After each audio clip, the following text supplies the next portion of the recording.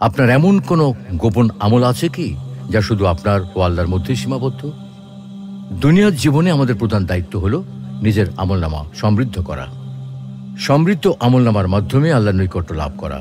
আর আল্লাহর নৈকট্য লাভের বড় মাধ্যম হলো গোপন ইবাদত। যার আমলনামায় গোপন ইবাদতের পরিমাণ যত বেশি, আল্লাহর রেজামন্দি ও জান্নাত লাভে সে তত বেশি অগ্রগামী। সেজন্য আমাদের প্রত্যেকের জীবনে এমন কিছু গোপন আমল থাকা উচিত যে আমল শুধু আপনি আর আল্লাহর মধ্যেই সীমাবদ্ধ। পৃথিবীর কোনো মানুষ এ ব্যাপারে কিছুই জানবে না। কিয়ামতের ময়দানে আল্লাহ তার যে 7 শ্রেণীর বান্দাকে ছায়াদান করবেন, তাদের মধ্যে 3 শ্রেণীর লোক হবে গোপন আমলকারী। নবী করিম সাল্লাল্লাহু আলাইহি ওয়াসাল্লাম বলেন, সেদিন 7 শ্রেণীর ব্যক্তিকে আল্লাহ তার আরশের ছায়া আশ্রয় দেবেন, যেদিন আল্লাহর আরশের ছায়া ব্যতীত আর কোনো ছায়া থাকবে না।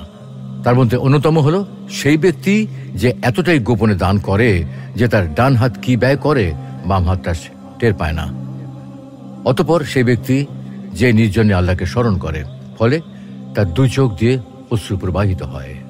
আল্লাহ রাব্বুল আলামিন আমাদের সকলকে প্রকাশ্যে ফরজ ইবাদত আদায়ের পাশাপাশি প্রকাশ্যে এবং গোপনে উভয় পদ্ধতিতে নফল আমল করার তৌফিক দান করুন। অবস্থা অনুসারে কখনো প্রকাশ্যে করার তৌফিক দান করুন, আবার গোপনে করার মাধ্যমে তার নৈকট্য অর্জন করার তৌফিক দান করুন। আমিন।